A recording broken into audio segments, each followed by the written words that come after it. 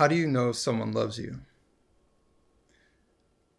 I think one of the ways that you know if someone loves you is if they're willing to be honest with you. And sometimes being honest with someone hurts. It's uncomfortable, but it's necessary. Maybe the person that loves you has to be honest with you to save you from yourself, to intervene in your life when maybe you don't feel like you can intervene yourself. Maybe you're struggling with something and you don't know how to stop it, but that person who loves you will tell you that one, you have a problem, two, they're there to help you.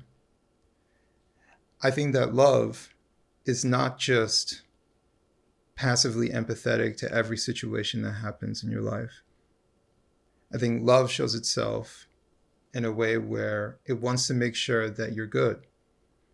And if you're doing something that's wrong or unhealthy, it wants to intervene. The difference between the two of someone who wants to intervene and someone who doesn't intervene is the difference between someone who's willing to enable your bad behavior and someone who doesn't want to enable your bad behavior, who actually wants to see you progress in life and wants to see you improve. And I bring up this dynamic of an enabler versus someone who's unwilling to enable because I see this dynamic often within politics, within policy making. But just to give you a real life example, I used to watch Dr. Phil all the time, which, may not be everybody's cup of tea, but I think it's interesting because he has a lot of the same shows, but you would see patterns coming from it. And the shows that he would often have are shows surrounding drug addiction, drug abuse. And typically it would be the parents or a relative or both, some sort of relative in the parent dynamic. And whether it be a teenager, a late teenager, or someone who's a young adult in their early 20s. And they'd bring them on and they say, this is our last chance. We don't know what to do. We've done everything possible, right? They all say the same exact thing. They show the video clips. They show them talking about how terrible, he wakes up in the morning and drinks. He drinks all day. He's drunk. He's got 85 DUIs, like the whole nine. They're strung out. They're on heroin. They got days to live, right? So they hyper focus on the behavior of the person who's doing bad. Reasonably so. It's very shocking to see someone completely drunk and strung out on drugs. But then Dr. Phil starts breaking down their life and starts asking very simple questions. It's interesting. This person who's a complete drug addict, how are they able to get drugs, right? Because no one just gives away drugs for free. So how is that able to happen? Well, then the parents admit, well, we give them money. Oh, so you're enabling the bad behavior. See, without the money, they can't buy the drugs, and you're participating in their downfall. And in some cases, the parents would actually drive them to the drug dealer's house to pick up the drugs, right? Because they don't want to, quote unquote, see them suffer, which is very interesting, right? It's this feeling of short-term gratification of, hey, listen, they won't be sick in that way at this particular moment. Let them get high right now, and I don't have to witness their suffering from going through withdrawals. But who is that actually helping? See, for an enabler, it helps the enabler. It doesn't help the person who's actually experiencing this downfall, the person who's expressing bad behavior. They're rewarding the bad behavior. They're continuing it, right? And they're facilitating it happening in the first place. See, it'd be different if they were on drugs and strung out and they were withholding money, right? And then this person started doing other things, right? So at least there's a separation of their responsibility for this person's bad behavior, but they're active in it. right? They think helping means perpetuating it. The very thing that they're complaining about, they're participating in. This is the role of an enabler. But enablers, at the end of the day, aren't doing it for the person. They're doing it for themselves, right? Like I said, they didn't want to see them suffer. So it's easier to just give in to the bad behavior because bad behavior is really easy, right? It's difficult to withhold yourself from something that is tough. It's difficult to tell yourself not to do something that you know that you really want to do, but I really want that cookie. And it's easier to just give in to every demand, to give in to the bad behavior, despite me being on a diet, right? It's much harder to restrain myself. And it's much harder for a parent in that situation to restrain themselves and say no. It's much harder to say no than it is to say yes. It's very easy to say yes most of the time. So they're participating in the downfall in that scenario. And that's what I see over and over and over within policy, within all these governments throughout the country, local governments, where they've taken an enabler approach to the bad behavior. They said, these strung out drug addicts who are laying on our streets, right? Let's just give them clean needles. See, that's actually the problem. The problem isn't that these are people who are in dire straits. The problem isn't that these are people who have given up hope, who have no way forward, who have let an addiction problem take over their lives. That's not the actual problem. The problem is we need to give them a place to use drugs that's safe. We need to give them needles that are clean, right? And then what's even worse is they say we need to go to the lowest common denominator, right? Where taking a shit on the sidewalk, well, I mean, that's not acceptable for most of us, but for them, it's a little bit different. So we need to normalize this type of behavior because, well, what else are they going to do, right? We can't set boundaries. We can't set standards. No, it's much easier to just give in to the bad behavior. And in this country, we do not accept, for the most part, taking a crap on the street. We do not accept defecating in public. So why are they taking this approach? Well, I think there are ideological reasons, but if we're just talking about the psychology behind it, they're lazy. They're lazy and they're self-absorbed and they're focusing on themselves, right? It's not about the outcome. It's about the action, right? The action shows that I'm trying to do something, but fixing it is not the goal. It's about the action behind it, right? I'm trying to be a change maker, right? But not a solutionary individual, right? They focus on the change, not the solution, every single time.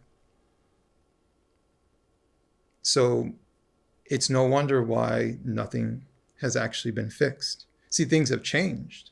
Lots of things have changed in our society. Doesn't mean that change is always good. But we have actual problems. And when you have problems, you don't look for change, you look for solutions. And that's the difference. Their focus is on doing something. Doesn't matter if it actually fixes the problem. But by giving the illusion of doing something, it gives the illusion that they can sell to other people that they're attempting to fix the problem. But to me, the goal isn't the attempt. The goal is the solution. The point of seeing someone on the street slowly killing themselves and us raising the alarm about it is not to see them go to a safer place for them to slowly kill themselves. Is not to see them get clean needles to slowly kill themselves. It is to set boundaries, to say we will not tolerate this type of behavior in public, And if this happens in public, we will punish this type of behavior, while at the same time allowing an opportunity for these people to get healthy, to get help. And I would much rather my tax dollars and resources go towards helping someone who needs help, so in the future they can be independent, right? The goal is to strive towards independence so they aren't relying on us. I would much rather my tax dollars go to something like that. But what ends up happening is all this money goes into NGOs. It goes into these organizations that are trying to facilitate a small portion, right? Is to go into temporary housing. Okay, maybe that's needed. But then what about permanent housing? What about leading them into getting their own permanent housing? Not saying taxpayer funded permanent housing, but is the goal to keep them in temporary housing forever? Where is our money actually going? And it sounds like our money is going into these organizations that are perpetuating the problem, that are enabling the problem. Policymakers in California are just habitual enablers, right? They lower the standards for theft, right? You have to steal up to $900 worth of items to get prosecuted, right? And even if you get prosecuted, which is a long shot, it's not very much of a punishment. So you're just enabling the behavior. There are no punishments for doing things that are bad. And what makes it even more frustrating is that the people who are following the rules, who are doing everything that they're supposed to do, are watching the enablers allow the bad people get away with it, making us question ourselves, why are we trying so hard to follow the rules? Why are they allowing this person to just run out the store with merchandise? And I'm standing here in line paying for this. Right? It makes us kind of question that. But at the end of the day, good moral people do the right thing. And good moral people recognize that there are devilish people who are in positions of power who want chaos. Or, because that's more malicious, there are devilish people who are in positions of power who don't care if there's chaos. I think that's more likely what's happening. I think there are people who are so ideological that they're willing to just have cognitive dissonance about the world around them. Everything is fine as the building burns in the background. There is no chaos. There is no problem. What crisis? As stores are fleeing cities after cities like Chicago and San Francisco. What problem, right? I don't know what you're talking about. What homeless crisis? As there are homeless encampments in front of San Francisco's City Hall. I don't know what you're talking about. What migrant crisis? As 60 Minutes stands by the border and films people flowing through the southern border from all over the world. No idea what you're talking about. They're gaslighting us in those situations. But they're just so hell-bent on enabling the problem. Now, there may be other motives. There may be political motives, ideological motives, depending on who the individual is, as to why they're allowing it. But it's more about the activity of them enabling the problem. I think they really know that it is a problem. I think for many of them, they're so egotistical that they're unwilling to acknowledge it publicly, but they know, based off of their actions, that this isn't good. That's why I often see people who root for actions to happen somewhere else, but in their neck of the woods, they would never allow it, right? So we see like sanctuary cities. All right, it's easy to have a sanctuary city when you live in the Northeast in New York City. You're not anywhere close to the border. You're not in El Paso. You think El Paso wants to be a sanctuary city?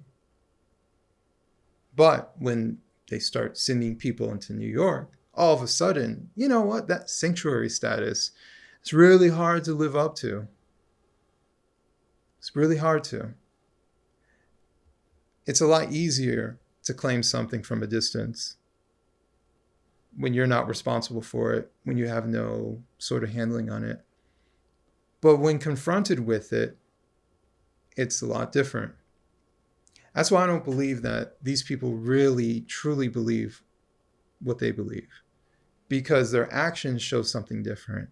I don't think they really believe that giving a homeless drug addict needles fixes the problem, or that they deserve to camp wherever they want actually serves some sort of end goal solution that they really believe in. Why? Because if they did that in front of their suburbs, their property values would go down and they would be upset. And guess what they would do? They would go to their local city hall and say, listen, we got to do something about this. Now it's a problem. See, it wasn't a problem when it was happening in the hood. It wasn't a problem when it was happening in that part of the city, on the other side of the tracks, right? It wasn't a problem then. But now it's a problem because it came to my doorstep. See, they don't actually believe these things, right? It's easy to be like, let Skid Row be Skid Row. But when Skid Row comes to my neck of the woods, then all of a sudden it's a problem. That's a bit of the elitism aspect that comes through in all of these policymaking decisions. It's easy to have failing policy ideas when you don't suffer the ramifications of it, right? That's not your uncle. That's not your son who's on the ground dying and killing himself, who's struggling from a mental health issue, right? That's that guy over there from a distance that you see on TV. That's the guy that in the area that you never actually go into. It's okay, but claim to want to be someone who is fighting for what's good. But it's what's good for you, not for them. What's good for you is to enable, to allow them to do what they want to do, right? Let them shoot up. Let them have manic episodes. Let them hit strangers because they're hallucinating, right? And if you get hit and you complain, something's wrong with you for complaining about having some sort of boundaries and standards around assault. No. Assault is for me and you, not for them. See, for them, they're a different circumstance. They can't help what they're going through. And I certainly won't help them, right? I'm not going to help them get better. No. Let them slowly die. Let them waste away over there. That's their mentality. Let's enable this type of behavior. At the end of the day, they don't actually care about these people. They don't love these people. If they love them, they would intervene. If they love them, they would say, I understand that you are in this situation, but you are not allowed to do these things. I understand you want to come from your country into America because you see something is good here, but you are not allowed to enter this country without following rules and following a process. You're not allowed to just walk through our border because you just want to be here. Imagine if I just walked into the White House because I just wanted to be there. No, there's rules, there's process, procedures. See, I can't get away with that. But somebody else, well, they can just walk into my home country without following processes and procedures. Why? Because we have enablers in the government who want to be always empathetic, never enforce boundaries. Not enforcing boundaries is not love. Just because someone wants to do something doesn't mean that they should do it. Just because the thing that they want to do so bad means it's a thing that they should do, even to themselves. Doesn't mean it's healthy because that person is making a conscious decision to do so. Just because a heroin addict wants to stick that needle into their veins doesn't mean it's good that they do it, and doesn't mean that we should allow it to happen in public. Why? Because it's terrible. It's a terrible idea, and that's not what love is. When I say love, I think people understand the idea of love in a romantic sense, or maybe love in a parental sense. But I mean general love, as in care, right? If you love something, you don't let it fail. If you love something, you speak up when it's necessary. You criticize when it's wrong, but it doesn't mean that you're throwing it away after doing so. You actually want change to happen, and you want a solution to happen, not just change for change's sake, and not to use that person to gain some sort of notoriety, not to use that person so you feel better, right? Because it's not about you. Loving someone is not about you, it's about them. Loving someone is sacrificing for that individual. Loving someone is being willing to tell them something that is difficult. But the thing that's difficult is necessary to tell them. Do we love America? That's the question. Because I'm seeing people who live in this country, who were born in this country, who are not willing to uphold what is sacred about this nation, who are willing to enable it away and unwilling to do the thing that is necessary but difficult. So they take the easy path forward. They say, just let them do what they want to do. Let's take the most liberal approach to this process. And to me, this isn't a left versus right thing. There are enablers all over politics. It's just that for these major issues, it's the mentality of the enabler that I'm seeing. We have enablers who claim to love this country, but turn a blind eye to terrible people, to people who do nothing but hurt others or who use others to uplift themselves, whether they be politicians, bureaucrats of some sort, or even influencers. They say they love this country, but there's always that but.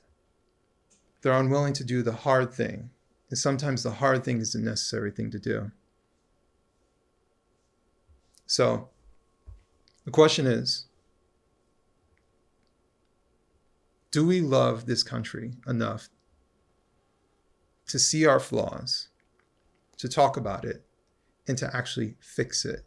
Not just attempt to change it, not just claim to want to change it, and not just to allow it to happen because in the short term, it feels good to quote unquote accept. No, we should not accept bad behavior. We should not accept bad behavior. We should not reward bad behavior. We should not give people who do the wrong thing rewards, because all it does is perpetuate the problem. The problem is constantly being perpetuated because people are too cowardly to intervene. We allow people to stream through our borders because there are too many cowards in government. We allow people to struggle on these city streets because there are too many people who are cowardly to actually say something about it. There are too many people who just think that's what they want to do and that we should just allow this to happen. No. We have cowards who are running this country. The real people see what's going on. And maybe we need more real people in office and power. Maybe we need more real people to actually say something and complain. to go out and vote these people out if necessary, or run for office. Maybe that's what we need. I don't know. I don't know why cowards want to be leaders, because cowards aren't leaders. Cowards fail us every time. And that's why we have a failing nation. So, I don't want this country to fail. And I'm not willing to enable bad behavior. And they can call me any name in the book.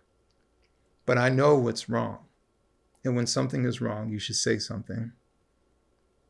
And if I see illegal immigration happening and I say nothing, I'm enabling the problem. If I see people struggling on the streets of cities across this nation and I say nothing and I make no complaints, I'm also enabling the problem. And so I'm making this video because I don't want to enable. I want to call it out. The people who are enabling the problem and the people who are experiencing the problem. I think we should do something about it because I actually love the people in this country.